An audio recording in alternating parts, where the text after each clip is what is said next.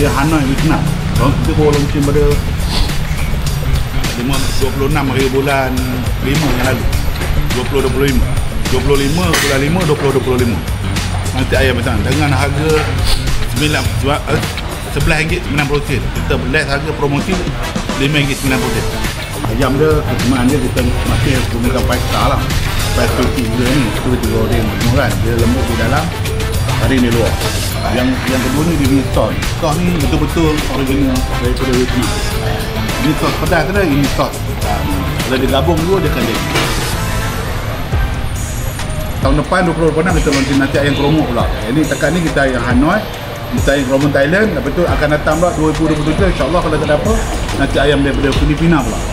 Ikan bakar ni dia sebenarnya tak ada special mana sangat, tapi kata dia Abang D lah, D yang cakap. Dia kata resipi ni, dia kata dia bawa daripada Terengganu.